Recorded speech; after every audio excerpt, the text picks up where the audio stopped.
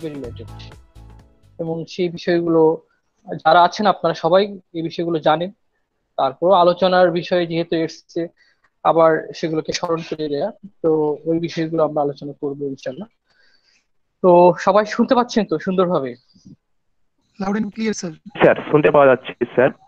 ওকে, আচ্ছা। এখন এই স্যার যখন আলোচনা শুরু করবেন আপনারা সকলে মিউট করে রাখবেন এবং ভিডিওগুলো অফ করে রাখবেন, এবং স্যার প্রশ্ন করার সময় দেওয়া হবে। স্যার আলোচনার শেষেই প্রশ্ন পর্ব শুরু হবে অবশ্যই। তো স্যারকে যখন প্রশ্ন করবেন আপনারা সকলে এই আজকের টপিকের উপরই প্রশ্ন করবেন, বাইরের কোনো প্রশ্ন করবেন না। আজকে স্যার যেটা আলোচনা করবে সেটার উপরেই প্রশ্ন করবেন, এবং একে একে মিউট করবেন। এই মিউট খুলে একে একে বলবেন, সব একসঙ্গে হইচই খাবেন না। একে একে প্রশ্ন করবেন, একে একে মিউট করে দেবেন, সকলের প্রশ্নের উত্তর দেওয়া হবে। ধন্যবাদ। Thank you. তো রোগী পর্যবেক্ষণ এই বিষয় নিয়ে আমরা আলোচনা করব। তো আলোচনার আগে আমি একটা গল্প বলি আগে। এই গল্পটা আমি শুনেছি আমার দাদার কাছ থেকে। তো আমার দাদা উনি ইন্তেকাল করছেন। তো এখনো মনে পড়ে, দাদা অনেক কথা বলতেন, অনেক গল্প করতেন, অনেক উপদেশ বাণী দিতেন। এই গল্পটা হচ্ছে একজন জমিদার, সেই জমিদার খুব ভালো একজন জমিদার ছিলেন। আহ খুব জাস্টিস করতেন, ন্যায় বিচার করতেন, এলাকায় তার খুব সুনাম ছিল। তো ওই জমিদারের এক পেয়াদা ছিল, নায়েব ছিল। তো যে পেয়াদা, উনি অনেক পরিশ্রম করতেন, জমিদারের জন্য অনেক খাটাখাটি করতেন। বাট ওনার মনে একটা প্রশ্ন আসলো যে নায়েব মশাই সে আসে আর যায়, এতে করেই মাসিক অনেক বেতন নেয়, আর আমি সকাল থেকে রাত পর্যন্ত এত পরিশ্রম করি, এত খাটাখাটি করি, আমার মজুরি এত কম। তো জমিদার, তিনি সবাই জানেন ভালো মানুষ, ন্যায় বিচার করেন, জাস্টিস করেন, কিন্তু আমার উপর তো অন্যায় করতেছে যে সে এত অল্প পরিশ্রমে, এত অল্প সময় দিয়ে সে এত মাইনে পায়, আর আমার বেতন, আমার মাইনে এত কম। তো একদিন সে প্রশ্ন উঠাইছে জমিদারের সামনে যে হুজুর, আমার একটা কথা আছে। তো কি কথা? তখন সে তার মনের অভিব্যক্তিটা প্রকাশ করছে। তখন উনি বলল, ঠিক আছে, এটার উত্তর আমি দেব, এটার উত্তর আমি দেব। তো আগামী কালকে অমুক সময় তুমি আমার সামনে উপস্থিত থাকবা। তো তার নায়ককেও ডাকিয়েছে, পেয়াদাও এসছে। তখন দুইজনকে বলেছে যে শোনো, যে অমুক গ্রামে, ওখানে শুনেছি কুকুরের বাচ্চা হয়েছে কয়েকটা, তোমরা গিয়ে দেখে আসবা। দুজনেই যাবা, গিয়ে দেখে আসবা। তো দুজনেই গিয়েছে, যাওয়ার পরে দেখে এসছে। এখন জমিদার পেয়াদাকে জিজ্ঞেস করে, কি দেখলা বলতো? বলে, হুজুর, ওখানে কি আর দেখার আছে, একটা কুকুর কয়েকটা বাচ্চা ওখানে জন্ম দিছে। তো আচ্ছা, ভালো। তো কয়টা বাচ্চা জন্ম দিছে? তো হুজুর, তা তো গনে দেখিনি, দেখে আসি। তো গেছে, গিয়ে দেখে আসছে কয়টা বাচ্চা জন্ম দিচ্ছে, চারটা বাচ্চা। আচ্ছা, আচ্ছা, বাচ্চাগুলোর রং কেমন, কি কি রঙের? হুজুর, সেটা তো ভালোভাবে লক্ষ্য করিনি, আবার দেখতে হবে। আবার গিয়েছে, গিয়ে দেখে এসে বলছে যে এই রং। আচ্ছা, তো এগুলোর মধ্যে মাদি কয়টা, মদ্দা কোনটা, কয়টা? তো হুজুরে তো দেখিনি। ঠিক আছে, যাও। আবার গিয়ে দেখে এসে বলছে, আচ্ছা, ভালো। তো আলাদা আলাদা ভাবে এরপরে তার নায়ককে ডাকছে। নায়ককে ডেকে বলে, নায়ব মশাই, আপনি দেখে আসছেন? বলে যে হুজুর, জি হুজুর, দেখে এসেছি। কি দেখলেন? যে একটা কুকুর কয়েকটা বাচ্চা প্রসব করছে। আচ্ছা, তো যে কুকুরটা বাচ্চা প্রসব করছে ওই কুকুরের গায়ের রং কিরকম, বলে হুজুর একটু লাল, লালের মধ্যে হালকা হালকা একটু কালচে কালচে মিশানো। আচ্ছা, ভালো। তো কয়টা বাচ্চা প্রসব করছে? যে 4টা। বাচ্চাগুলো গায়ের রং কি? সে বললো। সেগুলো মাদি কয়টা মদ্দা কোনটা, সে সব বললো। তখন জমিদার বুঝিয়ে দিল যে কেন নায়েবকে বেশি টাকা দেওয়া হয়, কেন মাইনে বেশি দেওয়া হয়। This is the observation. এটাই হচ্ছে অবজারভেশন। এই অবজারভেশনটাই হচ্ছে সবচেয়ে জরুরি আমাদের চিকিৎসার ক্ষেত্রে। আমরা চিকিৎসক যারা আছি, আমাদের দৃষ্টিটাকে শার্প করতে হবে।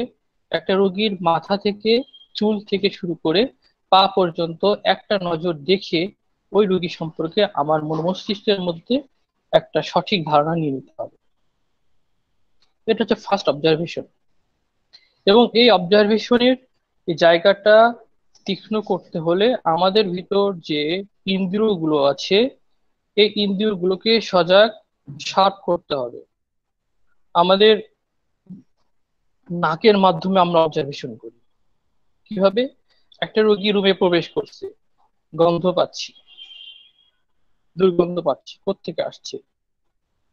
আমরা একটা রোগী রুমে প্রবেশ করেছে, আমরা চোখ দিয়ে অবজারভেশন করতেছি, দেখতেছি সে দেখতে কেমন, রোগটা কেমন, কিরকম আচরণ করতেছে, কেমন বিহেভ করতেছে, কেমন ভাবে পড়ছে, কেমন ভাবে হাঁটছে। এরপর আমরা কান দিয়ে অবজারভেশন করছি, সে কিভাবে কথা বলছে, কিরকম ভয়েসে কথা বলছে, সে কান্না করছে নাকি সে লাউড ভয়েসে কথা বলছে, না বিনয়ের সাথে বলছে, না উগ্র ভাবে বলছে, কিভাবে সে কথা বলছে এবং সে কি বলছে, কি চাচ্ছে, আমরা কান দিয়ে অবজারভেশন করতেছি।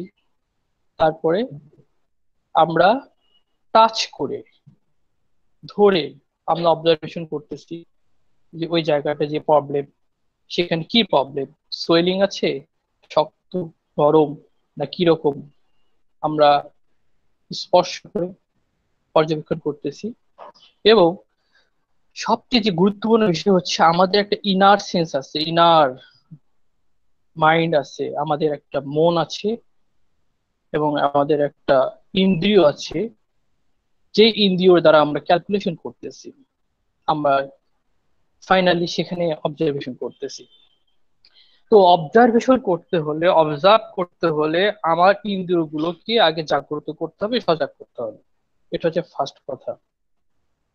যেমন ভাবে আমি যদি ল্যাবে সেখানে একটা জীবাণু, ব্যাকটেরিয়া বা ভাইরাস বা ফাঙ্গাস, সেটাকে যদি বোঝার জন্য একটা স্যাম্পল পাঠাই, ওখানে সে অনুবীক্ষণ যন্ত্র, মাইক্রোস্কোপ, অনুবীক্ষণ যন্ত্রটাকে পাওয়ারফুল হতে হবে, যাতে করে সেগুলোকে দেখা যায়, ডিটেক্ট করা যায়, আইডেন্টিফাই করা যায়। ঠিক একইভাবে আমার ভিতরকার যে অনুবীক্ষণ যন্ত্র আছে, সেটাকে শার্প করতে হবে। এবং সেটাকে শার্প করার জন্য কি দরকার? আমাদের নলেজ দরকার। নলেজ দরকার। নলেজ আমাদের সেগুলোকে শার্প করবে। তো সেই নলেজটা আসলে কি? সেই নলেজটা হচ্ছে একটা উইজডম, একটা প্রজ্ঞা, এবং সেটা ডেভেলপ করে প্রকৃতি থেকে, শিক্ষা লাভ করে, প্রকৃতি থেকে দেখে সেটা ডেভেলপ করে। তো সেটাকে ডেভেলপ করতে হলে কি করতে হবে? আমাদেরকে দৈনন্দিন জীবনে যাহা কিছু আমরা দেখছি, অবজার্ভ করছি, আমরা সবকিছুর মধ্যেই খুঁজতে হবে, কি খুঁজতে হবে? হোমিওপ্যাথিকে খুঁজতে হবে, মানুষকে খুঁজতে হবে, রুগীকে খুঁজতে হবে, রোগকে খুঁজতে হবে। আমার চোখ, আমার ইন্দ্রিয়, আমার সমস্ত কিছু যদি সবসময় এর মধ্যে ধ্যান জ্ঞানের মধ্যে থাকে, তাহলে আমাদের এই ইন্দ্রিয়গুলো জাগ্রত হবে, সজাগ হবে, এবং আমাদের অবজারভেশন করা সুবিধা হবে। বই পুস্তকে সবকিছুই আছে। আমি যে কথাগুলো বললাম, আপনি অর্গানন সেখানে গিয়ে অ্যাপোরিজম 5-এ দেখেন, অ্যাপোরিজম 6-এ দেখেন, 6 অবজারভেশনের কথাগুলো বলা আছে। তো এগুলো অর্গাননের কথা, অর্গাননের ভাষা, সেগুলোকে আমরা বলছি, রিপিট করছি নিজেদের মতো করে। তো একটা রোগী যখন আমাদের কাছে আসছে, আমার রুমে প্রবেশ করছে, সে যখন আমার দৃষ্টির সামনে যখন চলে এসছে, যখন রুমে প্রবেশ করছে, তখন থেকেই আমি তার উপর দৃষ্টি দিয়ে বুঝিয়ে নিতে হবে যে রুগীটা আসলে কি আচরণ করছে, কিভাবে প্রবেশ করছে, এবং যখন কাছে আসছে। যেমন ধরুন, কেউ রুমে প্রবেশ করে অত্যন্ত বিনয়ের সাথে, মে কাম ইন, স্যার আসবো, স্যার ভিতরে ঢুকবো। আবার দেখবেন অনেকে কি করবে, একটু আড়ালে থাকবে, হয়তো পিছনে আছে, একটু আড়ালে থাকবে, সে আস্তে আস্তে কাউকে টেক্কা দিয়ে সামনে আসার চেষ্টা করবে। আবার অনেককে দেখবেন যে সে কি করে, আপনাকে কোনো কিছু পারমিশন না নিয়েই হুটহাট ঢুকে যাচ্ছে।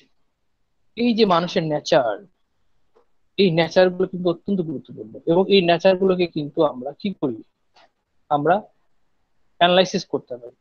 আমরা একটা রুগী, সে ভদ্র, সে নম্র, নাকি উগ্র, নাকি মেজাজি, সামাজিক নাকি অসামাজিক, কি রকম, ইগোস্টিক্যাল, অহংকারী না বিনয়ী, এই সমস্ত বিষয়গুলো কিন্তু আমরা আমাদের ইন্দ্রিয় দ্বারা অবজারভেশন করি, এবং সেগুলোকে আমরা অ্যানালাইসিস করি। সেই বিষয়গুলো আমরা ধীরে ধীরে সেখানে যাব।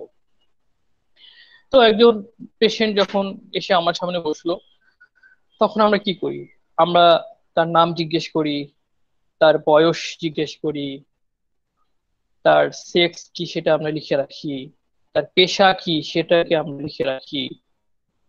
তো এই বিষয়গুলো তো প্রাথমিক, এই বিষয়গুলো গেল, এবং এই প্রাথমিক এই বিষয়গুলোর মধ্যেও কিন্তু অনেক অবজারভেশন হয়ে যায়।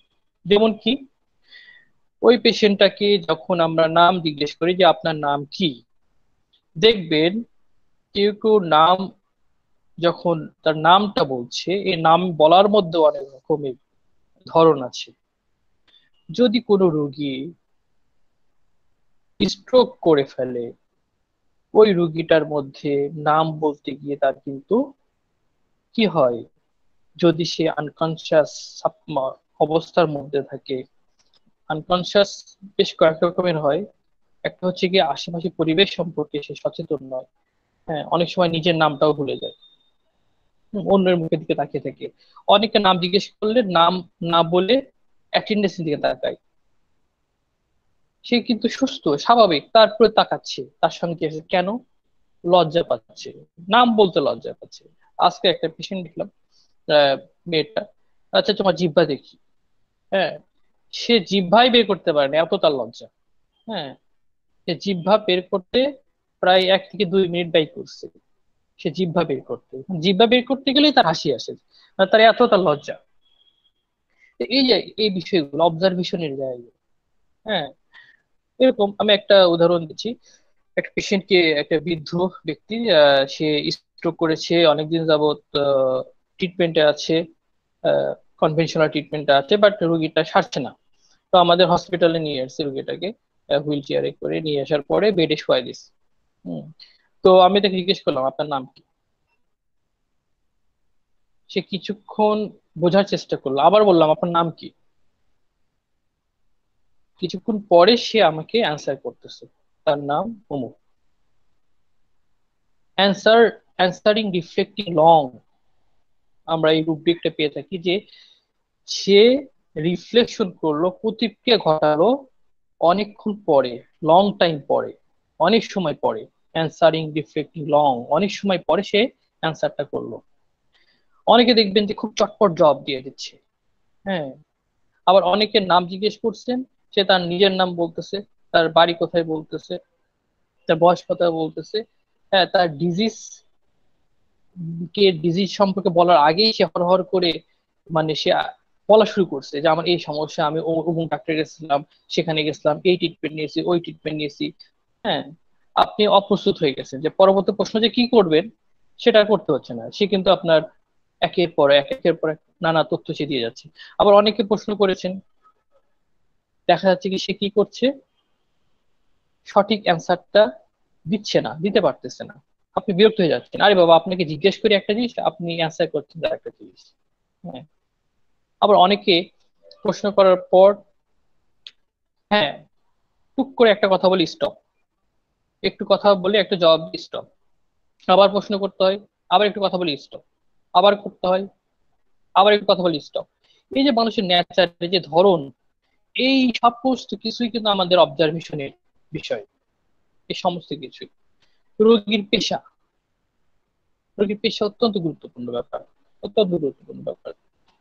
দেখবেন অনেকেই ফাঙ্গাল ইনফেকশন নিয়ে আসে। এই ফাঙ্গাল ইনফেকশনের সঙ্গে আমাদের কিন্তু লিভিং, আমরা কোথায় বসবাস করছি তার রিলেটেড। অনেকে পেইন নিয়ে আসে বডিতে।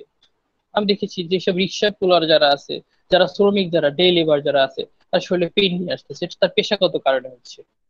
পেশাগত কারণ, তারপরে লিভিং, কিরকম প্লেসে বসবাস করতেছে, এই বিষয়গুলো কিন্তু আমাদের গুরুত্বপূর্ণ।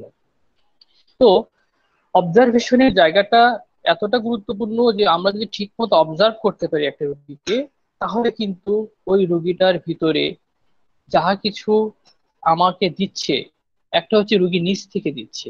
অবজারভেশনের জায়গাতে একটা রুগী নিজ থেকে দিচ্ছে যে আমার এই সমস্যা, আমার জ্বর বা মাথা ব্যথা, আমার বা পেট ব্যথা, আমার কোমর ব্যথা, আমার ইত্যাদি। এটা একটা বিষয় অবজারভেশনের জায়গায়। আরেকটা হচ্ছে কি, আমি অবজার্ভ করতেছি, আমি ফিজিশিয়ান, আমি দেখতেছি পেশেন্টকে, আমি অবজার্ভ করে নিচ্ছি, যেটা পেশেন্ট এর আমাকে বোঝানোর মতো না, পেশেন্টকে বলার মতো না, বাট আমি অবজার্ভ করে ফেলতেছি এই পেশেন্টটা আসলে কিরকম কি। যেমন ধরুন আপনার সামনে একটা পেশেন্ট এসে বসলো, আপনি লক্ষ্য করলেন তার ফেসের মধ্যে ইয়া বড় একটা মোল আছে, ইয়া বড় একটা তিল আছে, বা নাকের কাছে বড় একটা মোল আছে বা একটা আঁচিল আছে, বা দেখলেন তার মাথার সামনের দিকে বিশাল বড় একটা টাক আছে, কিংবা দেখলেন যে তার চুলগুলো খুব আহ মোটা শক্ত, খাড়া খাড়া হয়ে আছে। আবার কারো চুল বেশ পাতলা, অনেক পাতলা হয়ে গেছে। কারো ভুরো জোড়া খুব লাগানো থাকে, হ্যাঁ একেবারে লাগানো থাকে ভুরো জোড়া। কারো ঠোঁটটা, উপরের ঠোঁটটা খুব মোটা থাকে। কারো নাক দেখা যাচ্ছে বাঁকা, কিংবা নাকটা বোচা টাইপের। হ্যাঁ, কারো এই যে এই জায়গাতে ক্লেফট, এটা কি থাকে, কাটা থাকে। হুম। আবার কথা বলতে গিয়ে দাঁত বের হয়ে যাচ্ছে, দেখতেছেন যে অনেকের দাঁতগুলো আহ নষ্ট হয়ে গেছে। হ্যাঁ, দাঁতগুলো আবার অনেকের বড় বড়, ইয়া বিশাল বিশাল, আবার এলোমেলো এবড়ো তেবড়ো। তো এই যে অবজারভেশন, এই অবজারভেশন আমরা করে সেই অবজারভেশন অনুযায়ী আমরা কিন্তু রোগীটাকে অনেক ভাবে আমরা কিন্তু এগিয়ে যাই, যে রোগীটা আসলে কিরকম আহ ভাবে আমাদের সামনে উপস্থাপনা হচ্ছে। তো এই বিষয়গুলো আমরা কম বেশি সবাই জানি। এখন আমরা কিছু উদাহরণে যাব, যে উদাহরণের মাধ্যমে এই বিষয়গুলো আসলে আরো স্পষ্ট করার চেষ্টা করব, বিশেষ করে যারা নবশিক্ষার্থী আছেন। হ্যাঁ, তাদের উদ্দেশ্যে উদাহরণগুলো আমি দেবো। তো আমি একটা উদাহরণ দিচ্ছি। আহ, একটা বাচ্চা, তার বাবা হচ্ছে একজন হোমিও ডাক্তার। তো সে জ্বরে আক্রান্ত, প্রায় 3 দিন হয়ে গেছে, জ্বর সারছে না। তো আমাকে কল দেওয়ার পরে বলছে একটু দেখেন, আমার বাচ্চাটার জ্বর সারছে না। তো ওর বয়স কত? 5 বছর। আচ্ছা, তাহলে ওকে দেন, মোবাইলটা দেন, কথা বলি ওর সাথে। তো মোবাইলটা দিল, দেওয়ার পরে আমি জিজ্ঞেস করলাম, আঙ্কেল তুমি কেমন আছো? তো বলছে, না আঙ্কেল ভালো নেই আমি। আমি বলছি, আমি ভালো নেই, কি হয়েছে তোমার? যে আমার খুব কষ্ট হচ্ছে আঙ্কেল, আমার খুব ব্যথা করছে। এই যে রুগীর একটা বহিঃপ্রকাশ, তার কণ্ঠের মধ্যে একটা বহিঃপ্রকাশ, সে কেমন ভাবে আমার সামনে তার এই লক্ষণগুলো, তার কষ্টের দিকটি তুলে ধরতেছে, এটা কিন্তু একটা গুরুত্বপূর্ণ বিষয়। হ্যাঁ, সে আমাকে কিভাবে তার কথাগুলো বলতেছে, তার কথাগুলোর মধ্যে, কণ্ঠের মধ্যে এক ধরনের কি আছে, মায়া আছে। আমি ভালো নেই, আমার খুব কষ্ট হচ্ছে। তো এই টোন থেকে আমি একটা সিগন্যাল নিয়ে নিলাম। আবার আর একটা কথা বলি, একজন পেশেন্ট, সে এসছে, এসে আমার সামনে বসছে। সে বসার সঙ্গে সঙ্গে দেখলাম তার মাথার সামনের দিকে এই অংশটাতে থেকে অলরেডি চুল চলে গেছে, চুল চলে গেছে। দেখলাম যে রোগীটার বয়স হবে 30 কিংবা 35। আচ্ছা, কি সমস্যা আপনি বলেন? বলে, আমার গ্যাসের সমস্যা, পেটে গ্যাসের সমস্যা। হুম। এবং তার চুলের কিছু কিছু দুই একটা পেকে হয়ে গেছে। আচ্ছা, আর কি সমস্যা? আপনার গ্যাসের সমস্যা, আর কি সমস্যা? হ্যাঁ, তো বলতেছে যে আমি দীর্ঘদিন যাবত কনস্টিপেশন, আমার পায়খানাটা ক্লিয়ার হয় না, কনস্টিপেশন আমি সাফার করছি। এখন দেখেন, একজন ব্যক্তি আপনার সামনে বসছে, আপনি দেখছেন সে বয়সের চেয়ে অধিক বৃদ্ধ দেখাচ্ছে, তার গ্যাসের সমস্যা। আপনার মস্তিষ্কের মধ্যে কিন্তু অলরেডি কিছু মেডিসিন কিন্তু আপনার মস্তিষ্কের মধ্যে চলে এসেছে। সেখান থেকে আপনি আরো দুই একটা প্রশ্ন করেই আলাদা করে ফেলতে পারবেন এই রোগীটা আসলে কোন মেডিসিনের রোগী। এটা কিন্তু আমরা প্রায় কিন্তু আমরা দিই। হ্যাঁ। আচ্ছা, একজন বলেছে যে মায়া পালসিটিল। হ্যাঁ, এখানে মায়া পালসিটিল এবং আর্সেনিক দুটো মেডিসিন আছে। এই ক্ষেত্রে এই ধরনের অ্যানসারিং করে এইভাবে করুণ সুরে অ্যানসারিং করে, পালসিটিলও আছে এবং আর্সেনিকও আছে। তো ওই বাচ্চাটার যে জ্বরের বৃদ্ধি ছিল সাধারণত মধ্যদিবা, হ্যাঁ মধ্যদিবা ভাগে, তো যার জন্য তাকে আর্সেনিক দেওয়ার পরে সে আরোগ্য হয়ে গেছিল। তো এখন এই পেশেন্টটাকে আমরা যদি জিজ্ঞেস করি যে আপনার পেটের সমস্যাটা কখন বাড়ে এবং আপনার খাবারের ইচ্ছা অনিচ্ছা কি, যদি সেখানে পেয়ে যায় বিকালের দিকে বৃদ্ধি হয় এবং ইচ্ছা অনিচ্ছা দেখে মিষ্টি পছন্দ, আমরা কিন্তু লাইকোপোডিয়াম কনফার্ম হয়ে গেলাম। আবার দেখছি যে একজন পেশেন্ট এসে আপনার সামনে বসলো, পেশেন্টটা দেখতে বেশ স্মার্ট, বেশ সুন্দর, নাকটা বেশ চোখা, হ্যাঁ ফেসটা বেশ আকর্ষণীয়। যেমন সেদিনের কথা এরকম ভাবে আহ আমি দেখে বললাম যে এই পেশেন্টটাকে তুমি ক্যালকুলাস ফস দিয়ে দাও। আমার স্টুডেন্ট ছিল, বললাম যে ক্যালকুলাস ফস দিয়ে দাও। তো স্যার আপনি কিছু জিজ্ঞেস করলেন না, ক্যালকুলাস ফস কেন দিব? তা আমি তাকে বললাম যে দেখো, এই রুগীটাকে তুমি দেখছো কেমন, দেখতে কেমন রুগীটা? তো বলে যে সুন্দর। হ্যাঁ, রুগীটা যে সিমটম গুলো বলেছে, তার ঠান্ডা লাগার প্রবণতা, তার ঠান্ডা লেগে থাকে, প্রায়ই তার ঠান্ডা লাগে, এবং তার বডিটা ইল হেলথ, এবং তার সঙ্গে তার এই যে গঠনটা, হ্যাঁ, যখন মিলে গেল তখন আমি তাকে ক্যালকুলাস ফস দিয়ে দিলাম। আবার দেখবেন যে কিছু ব্যক্তি এসে অত্যন্ত চঞ্চল, হুম, আপনাকে মুহূর্তের মধ্যে আকর্ষণ করে ফেলবে, তার কথাবার্তার মুগ্ধ করে ফেলবে আপনাকে, এবং সে মুহূর্তে আপন করে ফেলবে। তার দেখতেও যেমন সুন্দর, তাদের ড্রেস আপ সুন্দর, এবং তার সঙ্গে তার ব্যবহার অত্যন্ত নম্র এবং হ্যাঁ ফসফরাস সিনাকালপস সুন্দর। ইয়েস, এটা নিয়ে আলোচনা করব। তো সেই ক্ষেত্রে দেখবেন যে আপনাকে মুহূর্তের মধ্যে আকর্ষণ করে ফেলবে। কি সমস্যা, প্রবলেম কি? আপনি প্রবলেম জিজ্ঞেস করলেন, কি প্রবলেম? আমার দাঁত থেকে খুব ব্লিডিং হয়, কিংবা আমার পেটে খুব জ্বালা কিংবা ব্যথা। দেখবেন যে রোগীর কনস্টিটিউশন গঠনের সাথে অনেক রোগের আমরা কিন্তু খুব সহজে পেয়ে যাই। হ্যাঁ, এটা ফসফরাস। ফসফরাস আমি কিভাবে কনফার্ম হব? যখন জিজ্ঞেস করবো যখন পিপাসা কেমন, প্রচুর পিপাসা, এবং কিরকম মানে পিপাসার চেয়ে বরঞ্চ এর ঠান্ডার প্রতি আগ্রহ বেশি, ঠান্ডা খাবার বেশি খেতে পছন্দ করে। সে কি চাই? বরফ খেতে চায়, ঠান্ডা খাবার খেতে চায়। এবং সে কি করবে? বাট এই ফসফরাসের রোগীদের মধ্যে আমি একটা জিনিস দেখেছি, যেটা সেটা হচ্ছে গিয়ে তাদের এই আকর্ষণীয় ক্ষমতার জন্য সে বর্তমান সময়ে আমরা দেখতে পাই এই ধরনের পেশেন্টের একাধিক অ্যাফেয়ার থাকে, তার অনেক গার্লফ্রেন্ড কিংবা বয়ফ্রেন্ড থাকে, এবং হিপোক্রেসি, তাদের মধ্যে খুব মায়া। হ্যাঁ, যাদের সাথে মিশবে প্রত্যেকে ভালোবাসবে, প্রত্যেকে মায়া দেখাবে, বাট সেটা ফিজিক্যাল রিলেশনশিপও করবে, কিন্তু তার মধ্যে একটা হিপোক্রেসি থাকে। সে তার যখন মানে স্বার্থ হাসিল হয়ে যায় তখন আবার কেটে পড়ে। সেদিনে একটা রুগীর কথা বলি, এই পেশেন্টটা আমার কাছে এসছে সেক্সুয়াল উইক নিয়ে, সেক্সুয়াল প্রবলেম নিয়ে এসছে। তো পেশেন্টকে আমি জিজ্ঞেস করলাম যে আপনি কি ম্যারিড? তো বলে না, ম্যারিড না। তাহলে আপনার সেক্সুয়াল প্রবলেম কথা বলছেন? তখন উনি বললেন যে আসলে এটা লিভ টুগেদার করি আর কি। একটা আমার একটা গার্লফ্রেন্ডের বললাম যে আমি বিয়ে করে না। তো বলছিলেন এখন দেখুন যে চাকরি আমি করি, তো এই চাকরিতে তাকে মেনটেন করা সম্ভব না। তো তাহলে এখন আপনি কিভাবে আছেন? আপনি এখন কিভাবে আছেন? তো যখন আমি বিয়ে করবো তখন তো তার দায়িত্ব নিতে হবে, তার দায়িত্ব আমাকে নিতে হবে। এই যে তার দায়িত্ব নেওয়ার ভয়, আমি তখন তাকে বললাম যে ইউ আর কাওয়ার্ড। আপনি বিয়ে করছেন না, এটা আপনার মানি প্রবলেম নয়, কেননা আপনার চেয়ে অনেক লো ইনকামের পার্সন তার বিয়ে করে, তাদের সন্তান আছে, সেটা নিয়ে মেনটেন করতেছে, বাট ইউ আর কাওয়ার্ড, এবং এর জন্য আপনি বিয়ে করছেন। হ্যাঁ, আপনি সাহসী হন, বিয়ে করেন। হ্যাঁ। তো এই যে রেসপন্সিবিলিটি নিতে চায় না, আমি এখান থেকে পেয়ে গেলাম যে সেই রেসপন্সিবিলিটি নিতে চাচ্ছে না।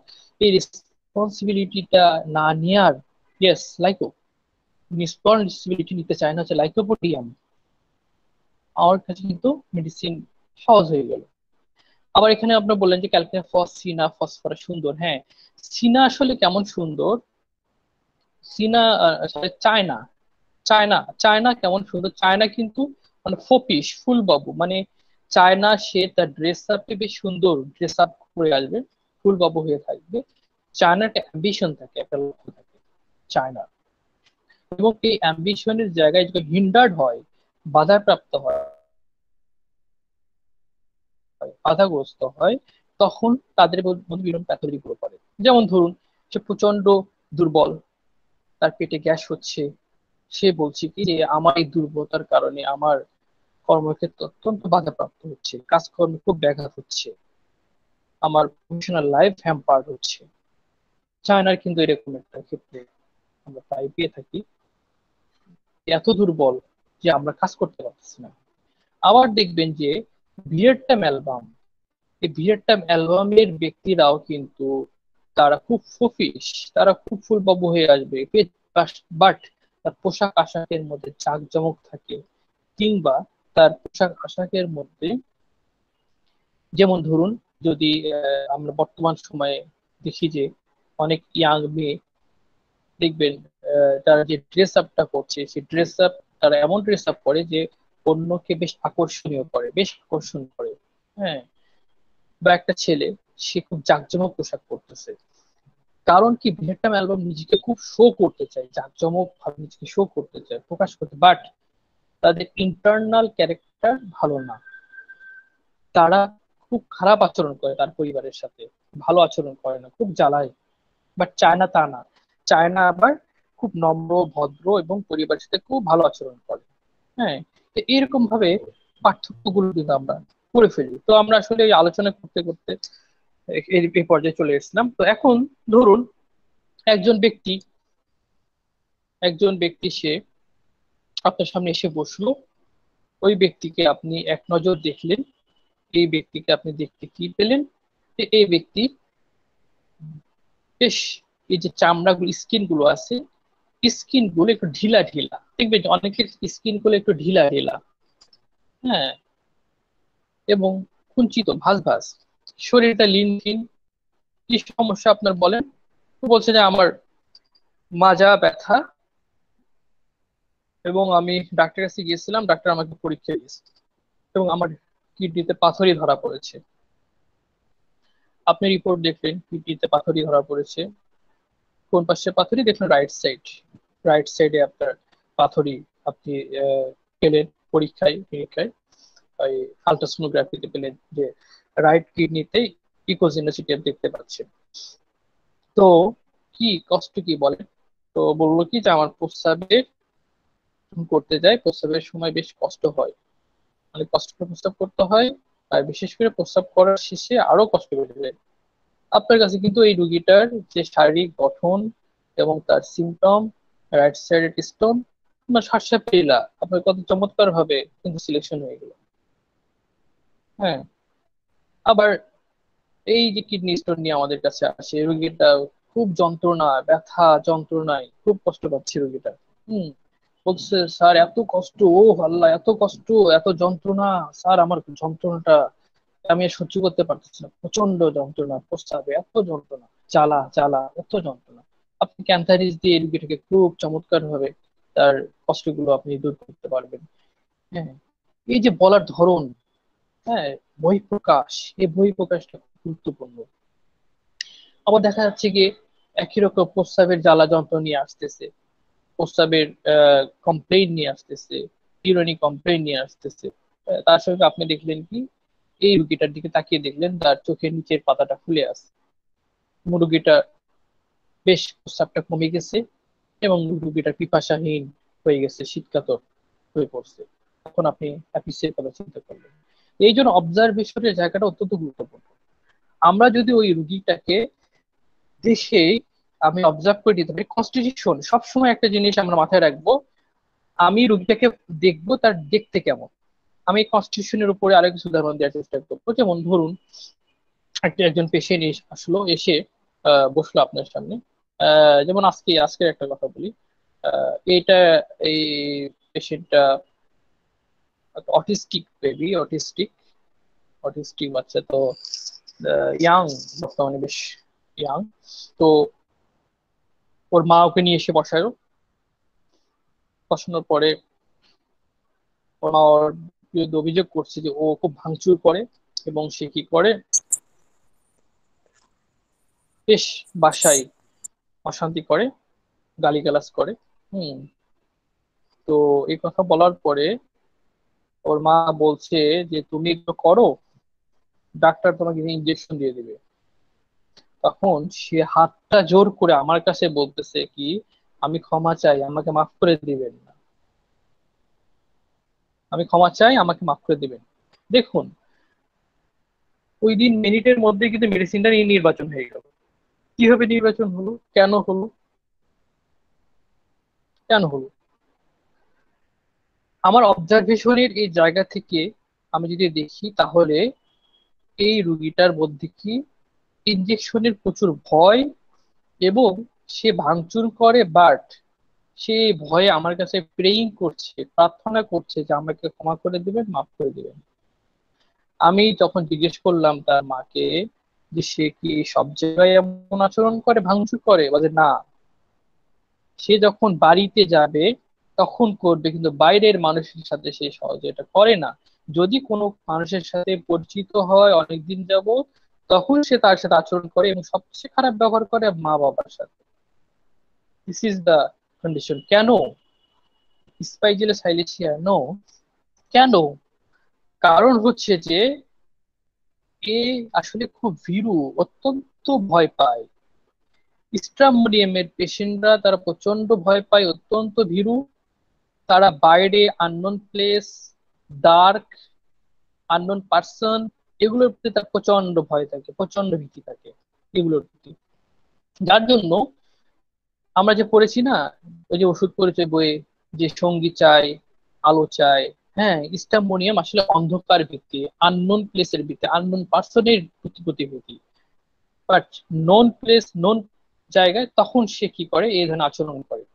হ্যাঁ, তার সঙ্গে injection, fair of injured, fair injured of being, তার মধ্যে প্রেইং, প্রেইং করছে সে। সে অন্যায় করবে, অপরাধ করবে, আবার সে প্রেইং করবে। দেখবেন স্ট্রামোনিয়ামের মধ্যে কিন্তু এগুলো আছে। তো স্ট্রামোনিয়াম নির্বাচন হয়ে গেল। আবার তার মা, সরি তার মামি, তার মামি মেডিসিন নেওয়ার জন্য আসছে। আচ্ছা কি সমস্যা আপনার বলুন দেখি। তো আমি তার ফেসের দিকে তাকালাম, ফেসের দিকে দেখতে পাচ্ছি তার ফেসটা বেশ তৈলাক্ত, চকচকে। আচ্ছা কি সমস্যা আপনার? তো বলতেছে যে আমার, ও ফার্স্ট সে জিজ্ঞেস করে নিচ্ছে। দেখুন রোগীটার এই এই বিষয়গুলো, সাইকোলজিক্যাল বিষয়গুলো খুব আমাদের ধরতে হবে। আমাকে ফার্স্ট জিজ্ঞেস করে নিচ্ছে, মানে এমন ভাব যে সে ট্রিটমেন্ট নিতে আসে নাই, সে জাস্ট জানতে আসছে, পরে ট্রিটমেন্ট, এরকম ভাব। আচ্ছা আপনার কাছে কি ব্রেস্টের সিস্টের ট্রিটমেন্ট হয়? বলে, হ্যাঁ হয়, হবে না কেন, হয়। আচ্ছা, আচ্ছা, আমার তো এই সমস্যা। আমার কার সমস্যা? বলে, আমার সমস্যা। আচ্ছা, দেখুন এই রুগীটা যখন আমাকে এই কথাটা বলেছে, তারপরে সে জানতে চাচ্ছে কি যে আচ্ছা এই ট্রিটমেন্টটা আসলে কত সময় লাগতে পারে, হোমিওপ্যাথিতে ভালো হয় কিনা, ভালো হবে কিনা, এগুলো সে আমাকে জেনে নিল। তার ফেসে আমি দেখলাম এবং তার মেন্টাল অ্যাটিটিউডটা দেখলাম। হ্যাঁ, এখন আমি তাকে জিজ্ঞেস করলাম, আচ্ছা আপনি কি আজকে ট্রিটমেন্ট নেবেন? বলে জি নেব। তখন আমি নেক্সট প্রশ্নটা করলাম, আমার কিন্তু অলরেডি তার সম্পর্কে ধারণা চলে এসেছে যে আপনার এই সিস্টে কি বাম ব্রেস্টে বা যে জি বাম ব্রেস্টে। আচ্ছা, ওকে, ভেরি গুড। আচ্ছা, আপনার ক্ষুধা কেমন? ভালো। পায়খানা কেমন? ভালো। প্রস্রাব, প্রস্রাবে একটু জ্বালা পোড়া হয়। ঘুম কেমন? ভালো। ঘাম কেমন? বা যে খুব ঘাম হয়। কোথায় ঘাম হয় বেশি? ফেসে। দেখুন, রোগীর ফেসিয়াল এক্সপ্রেশন, রোগীর মেন্টাল এক্সপ্রেশন, এবং রোগীর জেনারেটিভ পার্সপিরেশন, এবং রোগীর সাইড লেফট। বুঝতে পেরেছেন কোন মেডিসিন? কেউ একটু কমেন্ট করেন। রোগীটার ফেসটা চকচকে, রাইট, থ্যাংক ইউ। জহিরুল ইসলাম, মানে মানে আমাদের জহিরুল ভাই কানাডা থেকে বলছেন? জহিরুল ভাই কি কানাডা, কানাডা থেকে? কানাডা জহিরুল ভাই? না স্যার, সাতক্ষীরা থেকে জি। সাতক্ষীরা থেকে বলছি। ও আচ্ছা আচ্ছা আচ্ছা আচ্ছা, উনি খুব ভালো মানে প্রতিক্রিয়া দেখাচ্ছেন, খুব ভালো লাগতেছে আর কি। তো থুজা মেডিসিনটা হবে থুজা। কেন? কারণ হচ্ছে গিয়ে লেফট সাইডেড এফেক্টেড, পার্সপিরেশনটা ফেজে বেশি, এবং তার সঙ্গে রুগীটার মেন্টালিটি কেমন? সন্দেহপূর্ণ, সাসপিশাস মাইন্ডেড। সে আগে নিশ্চিত হয়ে নিয়ে নিচ্ছে, শিওর হয়ে নিচ্ছে, যেটা সাইকোটিক ম্যাজাবের এবং থুজার অন্যতম একটা বৈশিষ্ট্য। হ্যাঁ, এবং তার সঙ্গে ওই রুগীটার যে বাম দিকে আক্রমণ, হুম, এবং মুখটা চকচকে, তেল তৈলাক্ত, তেল তেলে। তো আমার জন্য কিন্তু সুজা কিন্তু আপনার, এবং এবং কি বলবো, তার ঠান্ডা লাগার প্রবণতা আছে, ঠান্ডা লাগার ধাত আছে। হ্যাঁ, সুজা আমার জন্য কিন্তু সুনির্দিষ্ট হয়ে গেল। তো আপনি অনেক রুগী আছে যে রুগী দেখেই আপনি নির্বাচন করে ফেলতে পারবেন। হ্যাঁ, এবং দেখবেন যে ওই রুগীটা দেখে পরবর্তীতে সে যে সিমটম গুলো বলতেছে, লক্ষণ গুলো বলতেছে, সেগুলো মিলে যাচ্ছে। যেমন ধরুন, একজন রুগী এসে বসছে। আচ্ছা, আপনি দেখলেন তাকে, রুগীটা লম্বা চড়া, হ্যাঁ, শরীরটা শুকনা টাইপের, বেশ অস্থির টাইপের, হ্যাঁ, আচরণ করতেছে। এবং কি সমস্যা? বলে যে আমার আইবিএস এর প্রবলেম। আইবিএস, আইবিএস টা কি? এখন দেখুন, রুগীরা রুগীরা কিন্তু এই নামগুলো জানে। Irritable bowel syndrome. Irritable bowel সিনড্রোমটা কি? যে কিছুদিন লুজ মোশন, কখনো কনস্টিপেশন, কোনো একটা সামান্য খাবার খেলেই পেটে সমস্যা, কোনো একটা অ্যাংজাইটি পূর্ণ কাজে গেলেই সমস্যা, লুজ মোশন, কোথাও যাবে, বেড়াতে যাবে, তার লুজ মোশন, কিংবা কখনো কোন কনস্টিপেশন, এইভাবে যে দীর্ঘ বছর যাবত সাফার করছে। Irritable bowel syndrome. তার যে বাউল আছে সেটা উত্তেজিত অবস্থার মধ্যে আছে। Irritable bowel syndrome. তো যে ব্যক্তিটা এরকম দেখতে আপনার শুকনো, জীর্ণ, এবং সে চঞ্চল টাইপের, তার অ্যাংজাইটির মধ্যে সে থাকে, তার সঙ্গে দুই একটা প্রশ্ন আপনি করে, রোগীটা শীত কাতর না গরম কাতর, প্লেন গরম কাতর, মিষ্টিতে ইচ্ছা, কখনো পাওয়া যেতে পারে, নেওয়া যেতে পারে, বা মিষ্টি খাবার সহ্য হয় না, আপনি তো সহজে নির্বাচন করে ফেললেন যে এই রোগীটা আর্জেন্ট আমার পেশেন্ট। আবার একইভাবে দেখা যাচ্ছে কি, যে একটা পেশেন্ট, সে এসে আপনার সামনে বসে, রোগীটা বয়স হচ্ছে আপনার 20। হুম, পোশাক আশাক ড্রেস আপে বেশ মার্জিত, কথাবার্তা বলছে বেশ ভদ্রভাবে, বেশ মেপে কথা বলছে, তার পার্সোনালিটি রেখে কথা বলছে, ব্যক্তিত্ব রেখে কথা বলছে। এই বিষয়গুলো কিন্তু আমাদের অবজারভেশনের ব্যাপার। হ্যাঁ, আর ফেসটা কিছুটা তেল তেলে। কি সমস্যা? আমার মাথা ব্যথা বা আমার কনস্টিপেশন। আচ্ছা, তো আপনি যখন জিজ্ঞেস করলেন, আচ্ছা আপনার মাথা ব্যথা কবে থেকে? তো সে বলছে আমার মাথা ব্যথা হয়তো বা 2 বছর যাবো বা 3 বছর যাবো। আচ্ছা, কখন কি কারণে বাড়ে?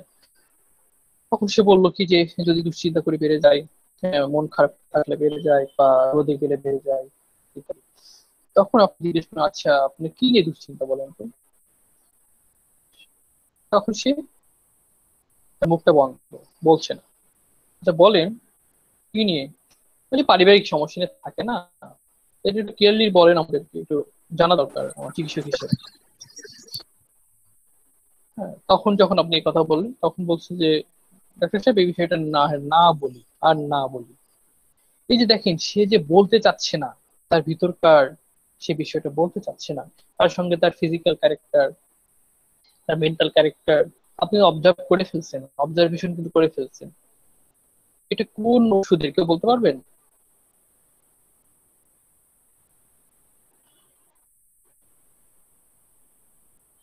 হ্যাঁ, আচ্ছা এটা একটু জি, আবার বলবো। আবার একটু ডিটেলস। জি। আচ্ছা, ডিটেল বলছি। ধরুন একজন একজন ভদ্র মহিলা সামনে এসে বসছে, ধরুন তার বয়স 20 বছর বয়স, বেশ ড্রেস আপটা পরিপাটি করা, মার্জিত ভাবে কথা বলছে, ভেপে ভেপে কথা বলছে। হ্যাঁ, এবং বডিটা স্লিম। কি সমস্যা আপনার? মাথা ব্যথা। সে বলল মাথা ব্যথা। আচ্ছা, আর কি সমস্যা? কনস্টিপেশন, এটা একটা সমস্যা আছে। আচ্ছা, মাথাটা কি কারণে বাড়ে? দুশ্চিন্তাগ্রস্ত হলে বাড়ে, বা রাগ করলে বাড়ে, বা রোদে গেলে বাড়ে। আচ্ছা, যেহেতু আপনার দুশ্চিন্তা হলে বাড়ে, রাগ করলে বাড়ে, তার মানে কি ফ্যামিলিতে কোনো রকম অ্যাংজাইটি আছে, কোনো ঝামেলা আছে? বলে হ্যাঁ, তা তো থাকেই, প্রতিটা ফ্যামিলিতেই থাকে। আচ্ছা, কিরকম আপনারটা, কিরকম একটু বলেন দেখি শুনি। তখন সে চুপচাপ কথা বলছে না। হ্যাঁ, আপনি আবার বললেন একটু বলেন না, আমি শুনি, ডাক্তারের তো শোনার দরকার আছে। তখন সে কি বললো যে না ডাক্তার সাহেব, তাকে এই বিষয়টা থাকে। হ্যাঁ, natrum mur. Thank you. This is the natrum mur, this is the case of natrum mur. Very good. তাহলে দেখুন, রোগীটার ফিজিক্যাল কনস্টিটিউশন এবং মেন্টাল কনস্টিটিউশন। কেন নেট্টামিউর? ফিজিক্যাল ফিজিক্যাল কনস্টিটিউশন তো বললামই। হ্যাঁ, রোগীটার মোডালিটিস তো বললাম, তার সঙ্গে কি এর মেন্টাল কনস্টিটিউশনটা কি? নেট্টামিউরের পেশেন্টরা তারা খুব রিজার্ভড হয় এবং তাদের সাদা কাপড়ে দাগ লাগাতে চায় না। তাদের সাদা কাপড়ে দাগ লাগাতে চায় না। একটা ওই যে একটা দেখবেন, একটা অ্যাড দেয়, ইন্ডিয়ান চ্যানেলে একটা অ্যাড দেয়, একটা মহিলা, হ্যাঁ, বেশ সাদা কাপড় পরা, নীল পাড়ের, এবং ওই মহিলাকে ঘুষ দিচ্ছে। তখন সে বলে যে আপনার সব কাগজপত্র ঠিক থাকলে আপনার কাছে এফডি হয়ে যাবে। সাদা কাপড়, সে সাদা কাপড়ে কখনো দাগ লাগায় না। হ্যাঁ, তো ন্যাটামের পেশেন্টরা তারা তাদের সাদা কাপড়ে, মানে তাদের যে ক্যারেক্টার, এই ক্যারেক্টারের জায়গাটা বেশ স্বচ্ছ রাখতে চায়। সেখানে কোনো রকম দাগ লাগাতে চায় না, এবং ভিতরকার মধ্যে যদি তার ইন্টারনাল কোনো প্রবলেম থাকে ফ্যামিলিগত ভাবে বা পার্সোনাল লাইফে, সেটা সে বলতে চায় না। যে বলে অন্যের কাছে তার দুর্বল জায়গাটা প্রকাশ পাবে, সে চায় না, সেটা পছন্দ করে না। এবং এই পছন্দ করে না বলেই কিন্তু তার সান্ত্বনায় বৃদ্ধি। দেখুন, এই যে কনসোলেশন অ্যাগ্রাভেশন, নেট্টামিউর ওয়াই। কনসোলেশনটা কি? আপনার দুর্বল মুহূর্তে একজন ব্যক্তি এসে আপনাকে সান্ত্বনা দিচ্ছে। বাট নেট্টামি এটা পছন্দ করে না, কারণ তার দুর্বল জায়গা বা দুর্বল অবস্থাটা কি অবজার্ভ করবে, এটা সে চায় না, পছন্দ করে না। দুঃখিত, একটা কলার সাথে ডিস্টার্ব হচ্ছিল। তো দিস ইজ দ্য নেট্টামিউর। নেট্টামিউর যে সবসময় লবণ খাবে, লবণ পছন্দ করবে, একটা কিন্তু সল্ট অ্যাভার্সনও আছে নেট্টামিউরের মধ্যে। এবং নেট্টামিউরের পেশেন্টরা যে শুধু লিন থিন হয় তা কিন্তু নয়। যে ব্যক্তি দীর্ঘ বছর যাবৎ সল্ট খেয়েছে, লবণ খেয়েছে, সে কিন্তু একটা বয়সে গিয়ে, বিশেষ করে 35-এর বা 40 বছর বয়স বা তারপরে গিয়ে কিন্তু সে স্থূল হয়ে পড়ে, স্থূলদেহী হয়ে পড়ে। কেন? কারণ সল্ট, সোডিয়াম কি করে? সোডিয়াম ওয়াটার রিটেনশন করে, এবং সে কিন্তু আস্তে আস্তে স্থূলদেহী হয়ে পড়ে, এবং তাদের মধ্যে হাইপার টেনশন সহ নানা রকম রোগের কিন্তু দেখা দেয়। এই জন্য একটা মেডিসিনেও কিন্তু গতি প্রকৃতি আছে। একটা রুগী যখন আপনার কাছে আসছে, ওই রুগীটা কোন বয়সে, কোন লেভেল নিয়ে আসছে, কি নিয়ে আসছে, এই বিষয়গুলো কিন্তু আমাদের দেখতে হবে। কোন স্টেজ নিয়ে আসছে। আমরা অনেক সময় দেখতে পাই যে একটা ওষুধের, আমরা অনেক সময় দেখতে পাই যে একটা রুগী যখন আমাদের কাছে আসে, তখন ওই রুগীটা কখনো তার পার্সোনাল ক্যারেক্টার নিয়ে আসে, কখনো বা কোনো একটা ওষুধের শুধুমাত্র ওই প্রেজেন্ট কন্ডিশনের সাদৃশ্য অবস্থা নিয়ে আসে। যেমন ভাবে গাছের উপর পরগাছা জন্মায়, গাছের উপর আগাছা জন্মায়। তো সুতরাং এই বিষয়গুলো আমাদের অবজার্ভ করতে হবে। এবং এই জিনিসগুলো আমরা দেখতে পাই যে অনেক সময় ওই মানে পরগাছা যেটা বলছি আমরা, মানে প্রেজেন্ট কন্ডিশন যেটা বলছি, অনেক সময় এই প্রেজেন্ট কন্ডিশনের সাথে রোগীর ব্যক্তিগত কন্ডিশনটা মিল থাকে, আবার অনেক সময় মিল নাও থাকে। সুতরাং এই জিনিসটা কিন্তু আমাদের অবজার্ভ করে বুঝতে হবে যে রোগীর প্রেজেন্ট কন্ডিশনটা, যে সাফারিংটা নিয়ে এসছে, সেটার সঙ্গে তার কনস্টিটিউশনাল অবস্থাটা আসলে মিল আছে কিনা, আসলে ক্যারেক্টারটা মিল আছে কিনা। কেননা আমাদের ডিজিজ যেগুলো আমরা ট্রিটমেন্ট করে থাকি, সব যে অ্যাকিউট ট্রিটমেন্ট করে থাকি তা কিন্তু না, অ্যাকিউট আবার সাব অ্যাকিউট আবার ক্রনিক বিভিন্ন কন্ডিশন নিয়ে আমাদের কাছে আছে রোগীরা। সুতরাং আমাদের এগুলো অবজার্ভ করতে হবে এই জায়গাগুলো, বিশেষ করে অ্যাকিউট কন্ডিশনে। যেমন আপনার স্যামুয়েল হ্যানিম্যান তিনি অর্গাননের যে 5 নম্বর সূত্র ওখানে অ্যাকিউট এবং ক্রনিকের কথা বলছে যে কজেশন অত্যন্ত গুরুত্বপূর্ণ। কজেশন কজেশন অত্যন্ত গুরুত্বপূর্ণ, যে বৃষ্টিতে ভিজে সুস্থ হয়েছে, জ্বর হয়েছে, সেখানে কিন্তু আমাদের রাস্টাস কিন্তু প্রাধান্য হিসেবে চলে আসে। হ্যাঁ, যদি লক্ষণে অন্য ওষুধ আসতে পারে, বাট রাস্টাস কিন্তু ম্যাক্সিমাম ক্যারেক্টারটা প্রকাশ পায়। আঘাত পেলে সেখানে কিন্তু আমরা ম্যাক্সিমাম আর্নিকাল লক্ষণগুলো দেখি, হাইপেরিকেমো আসতে পারে, লিডামো আসতে পারে, বা সিমফাইটাম আসতে পারে। হ্যাঁ, সেটা ক্ষেত্র বিশেষে আসতে পারে, অর্গান অনুযায়ী আসতে পারে। তো এই জন্য ওই যে কজেশনটা খুব গুরুত্বপূর্ণ, আমাদের কিন্তু সেটা কিন্তু অবজার্ভ করতে হবে। তারপরে কি আমাদের বংশগত হিস্ট্রি গুলো নিতে হবে, ফ্যামিলিগত হিস্ট্রি গুলো নিতে হবে। ফ্যামিলিগত, যেমন ধরুন একজন আপনার কাছে কোল্ড অ্যালার্জি নিয়ে এসছে বা ডাস্ট অ্যালার্জি যেটা বলেন, কোল্ড অ্যালার্জি। এখন তার বাবা বলছে যে এটা আমারও ছিল, শুধু তাই না আমার বাবারও ছিল। তাহলে দেখুন যে এই অ্যালার্জিক ধারাবাহিকতা আস্তে আস্তে এই থার্ড জেনারেশনে আসছে। সুতরাং এই ক্ষেত্রে আপনার মেডিসিন নির্বাচন অবশ্যই গভীর ক্রিয়াশীল হতে হবে। এবং এটা ম্যাথমেটিক দিক দিয়ে যদি আপনি বিচার করেন, এই অবস্থায় এসছে, অবশ্যই এটা টিউবারকুলার একটা ম্যাথমেটিক কন্ডিশন, এই অবস্থায় চলে এসছে।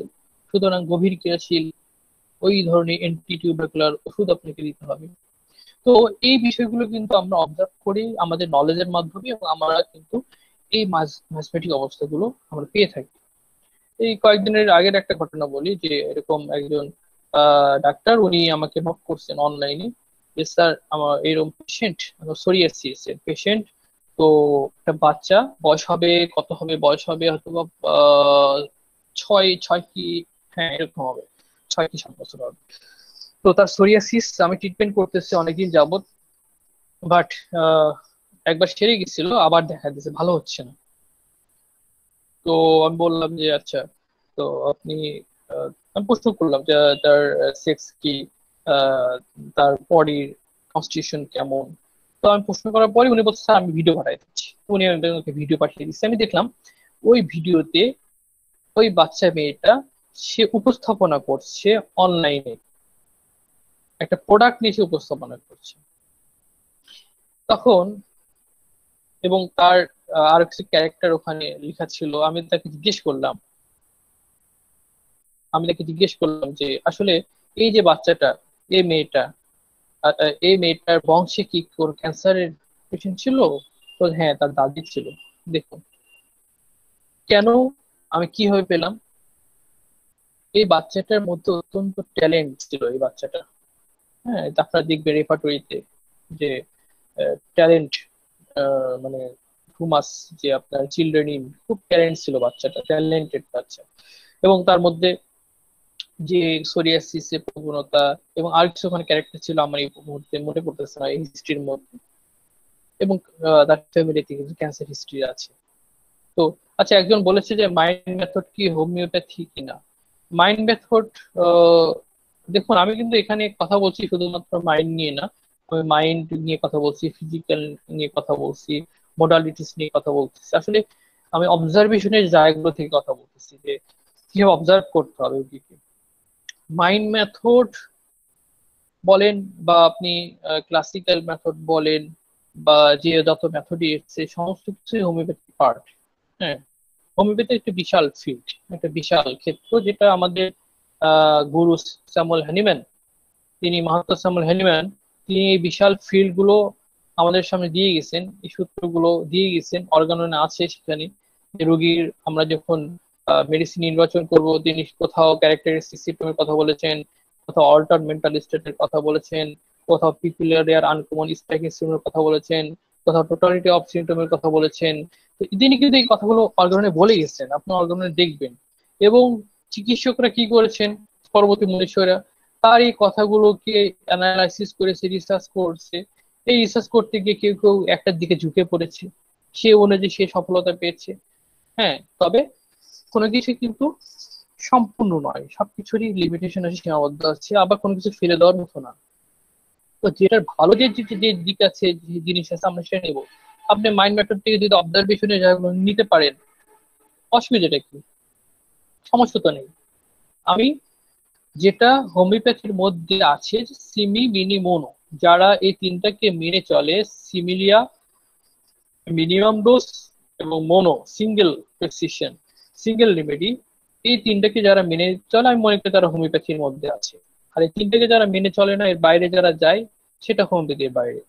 সুতরাং যে মেথডই হোক, যে পদ্ধতি হোক, ক্লাসিক্যাল মেথডের কথা আমরা বলি, পদ্ধতির কথা বলি, এটা তো হ্যানিম্যানের সময় এই শব্দটা ছিল না, ক্লাসিক্যাল মেথডের কথা বলি। হ্যাঁ, তারপরে আমরা যে মাইন্ড মেথডের কথা বলছি, ওই সময় তো ছিল না। তিনি তো সমস্ত কিছু দিয়ে গেছেন, সেগুলোকেই রিসার্চ করে করে এক একজন এক এক দিকে ঝুঁকে গেছেন। আমরা যদি কেন্টকে দেখি, কেন্টের ট্রিটমেন্টের দর্শন ধরন একরকম ছিল, সেখানে আপনার ক্লার্কের একরকম ছিল। তো এইগুলো হচ্ছে কি, ক্লার্কের প্রেসক্রাইবার আপনার পড়ে দেখেন, তার ক্লার্কের প্রেসক্রাইবারের অধিকাংশই বুঝবেন না যে কেন প্রেসক্রিপশন করলো। অনেক সময় সেখানে দেখা দিকে একটা দুইটা তিনটা মেডিসিন সেখানে সে প্রেসক্রিপশন করেছে। হ্যাঁ, এত বড় একজন ডাক্তার। তো আসলে এগুলো নিয়ে আমাদের আলোচনা সমালোচনা দরকার নেই। আমাদের বিষয় হচ্ছে কি, আমরা শিখবো, সবকিছু থেকে শিখবো, সবকিছু থেকে শিখবো, শিখে আমরা সেটাকে অ্যাপ্লাই করবো। এবং হ্যানিম্যান বলেছে তুমি প্রয়োগ করে দেখো, পরীক্ষা করে দেখো আমার এই পদ্ধতি কাজ করে কিনা। তো আমি যেটাই বলি ওটাই আমরা করব, যে আপনি যদি কোনো মেথড, কোনো পদ্ধতি সম্পর্কে আপনার সন্দিহান হয়, তবে সেক্ষেত্রে আপনি সেটা প্রয়োগ করে দেখবেন, যেটা ভালো আছে সেটা গ্রহণ করবেন, যেটা ভালো নেই সেটা ত্যাগ করবেন। হ্যাঁ, তো আচ্ছা ঠিক আছে, আমাদের মূল আলোচনায় ফিরে এসে আবার রুগী দেখাচ্ছে। এই রুগীটা আপনার সামনে এসে বসছে, ওই রুগীটার মধ্যে যে বিষয়গুলো আপনি লক্ষ্য করলেন, রোগীটা বেশ মোটা সোটা সুন্দর একটা মানুষ এসে আপনার সামনে বসলো। কি প্রবলেম দেখালো? যে স্কিনের প্রবলেম। হ্যাঁ, দেখলেন কি আপনার যে যে হাতের হাতের তালুতে ফেটে ফেটে গেছে, কিংবা পায়ের যে ভাঁজের জায়গায় ফেটে ফেটে গেছে, সেগুলো থেকে ডিসচার্জ হচ্ছে হালকা হালকা। আপনার কিন্তু গ্রাফাইটিস মেডিসিনের দিকে কিন্তু আপনি চলে যাচ্ছেন। আমি একটু পজিশনটা চেঞ্জ করে আমি আবার আসতেছি।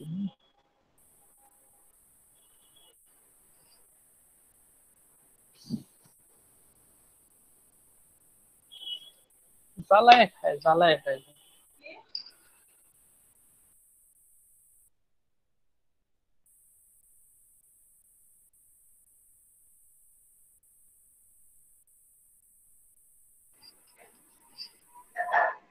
হ্যালো।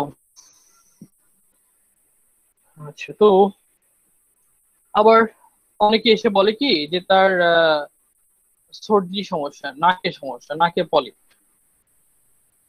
নাক থেকে কিছুদিন পর পর ঠান্ডা লাগে, নাক বন্ধ হয়ে যায়, নাক হাঁচি পড়ে, সকালে ঘুম থেকে উঠলে হাঁচি পড়ে, সকালে ঘুম থেকে উঠলে হাঁচি পড়ে। আপনি দেখবেন আপনার সামনে যে ব্যক্তিটা বসে আছে, যে কথা বলতে, সে বেশ মোটা সোটা, নরম দেহের মাংসপেশি গুলো। আপনাকে জিজ্ঞেস করলেন যে আপনার ঘাম কেমন হয়, প্রচুর ঘাম হয়। হ্যাঁ, রোগীটার কথাবার্তার ড্রেস আপনি দেখলেন যে সে নিজেকে একটু মানে বেশ ওয়েলদি ফিলিংস শো করছে সে। হ্যাঁ, সেক্ষেত্রে কিন্তু ক্যালকুলেট আপনি নির্বাচিত হয়ে যায়। এছাড়া তো ওই যে ডিপ ফর ইচ্ছা ইত্যাদি ইত্যাদি। হ্যাঁ, তো এই যে আপনি এই যে গঠনগুলো জহিরুল ইসলাম ভাই খুব সুন্দর বলছেন। তাহলে দেখুন যে অবজারভেশনের জায়গাগুলো থেকে খুব সহজে আমরা মেডিসিনে চলে যাই, খুব সহজে। ব্রাইনের রুগীকে আমরা খুব সহজে চিনতে পারি, রাষ্ট্রাক্ষের রুগীকে খুব সহজে চিনতে পারি, মোডালিটিস দিকে। এক রুগী এসে আপনার সামনে বসছে, তার জ্বরের সমস্যা। আমি একটা পেশেন্টকে বলছি যে এরকম ভাবে একটা পেশেন্ট, উনি সে হচ্ছে আমার আমার একজন আপু হয়, বড় আপু হয়।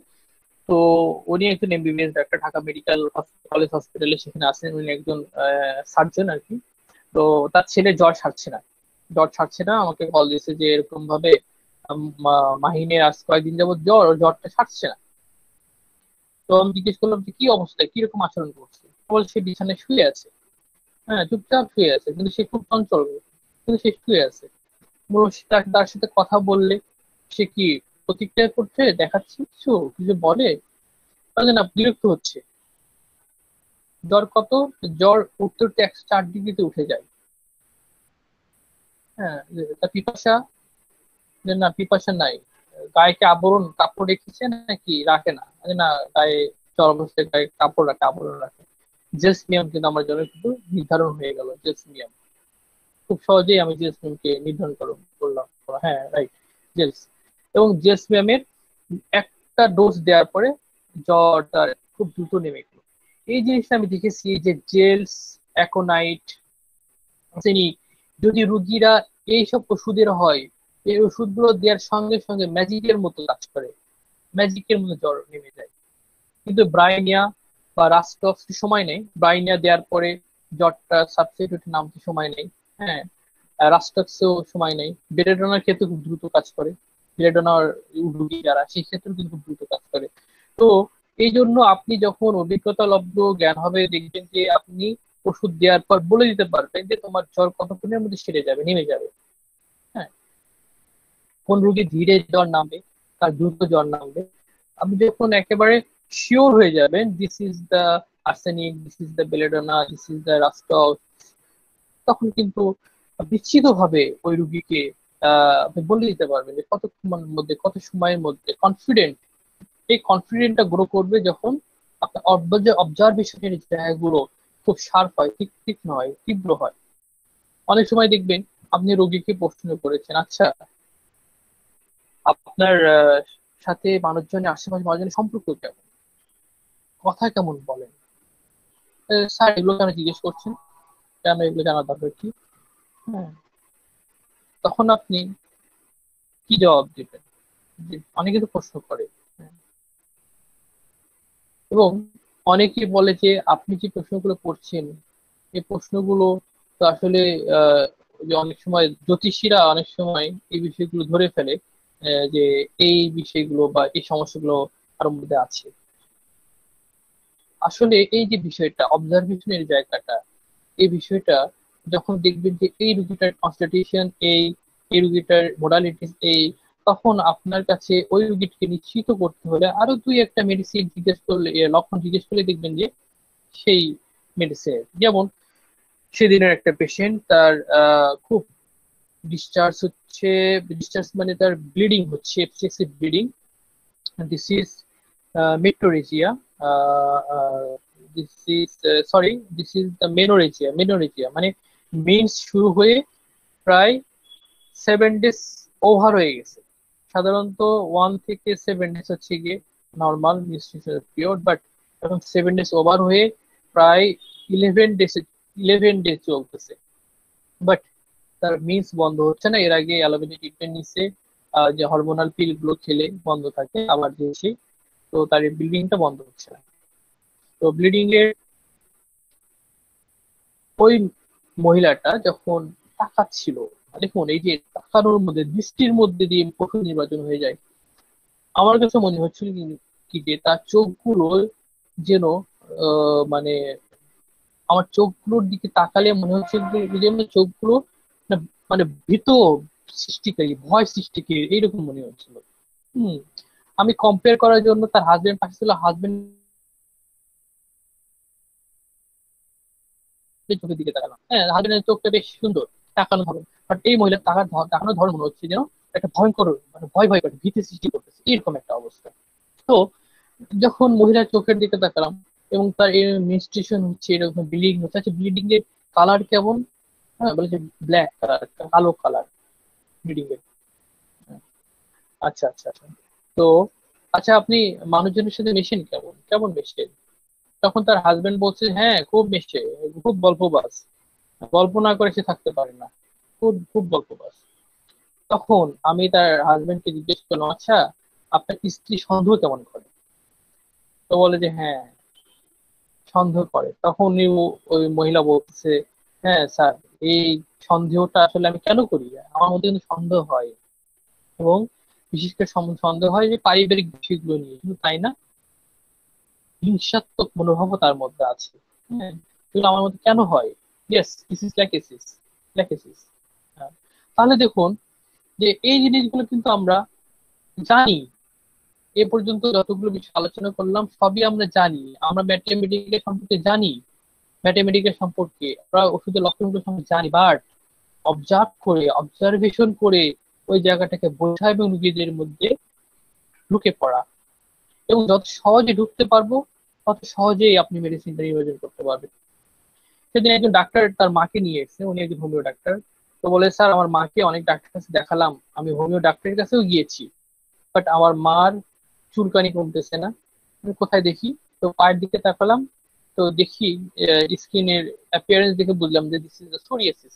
Psoriasis case. আচ্ছা কি হয় বলেন তো? তো বলছে যে আমার এখানে খুব চুলকায়। বলছে, কোন অবস্থায় চুলকায় বেশি? বলে যে যখন খুব গরম লাগে। আচ্ছা আর কি সমস্যা, আর কি প্রবলেম আপনার? যে হাঁচি হয়, আমার খুব হাঁচি হয়, প্রচন্ড হাঁচি হয় আমার। হুম। তো ওই ডাক্তার এসে আমাকে বলছেন, স্যার এই রুগীকে কিন্তু সালফার আমি অনেক দিয়েছি, এবং যে ডাক্তার কাছে গিয়েছি আগে সেও সালফার দিয়েছে, কিন্তু রুগীর সালফার কোনো কাজ করে না। আমি বললাম, দেখেন আপনার এই পেশেন্টটা তো সে সালফারের পেশেন্ট নয়, সে তো আর্সেনিকের পেশেন্ট। তখন তার মা বলছে যে আচ্ছা আর কি সমস্যা বলেন? যে আমার শরীরের মধ্যে বেশ দাহ হয়, হ্যাঁ দাহ মানে জ্বালা পোড়া হয়, এবং ঠান্ডা পানি খেলে তখন আমার কমে। হুম। এবং এই যেগুলো চুলকায় ওখানে আবার যদি গরম পানি দিই, গরম পানি ঢাললে আবার ভালো লাগে। দেখুন, তাহলে আর্সেনিক অ্যালবাম আমরা জানি যে গরমে উপশম, কিন্তু সে কিন্তু পেট এবং মাথা ঠান্ডায় উপশম। কিন্তু এই রুগীটা আর্সেনিক অ্যালবামে পেশেন্ট না, এই রুগীটা উভয় কাতর, তার শীতেও বাড়ে, ঠান্ডাও বাড়ে, গরমেও বাড়ে। This is arsenic iod, this is arsenic আয়োড।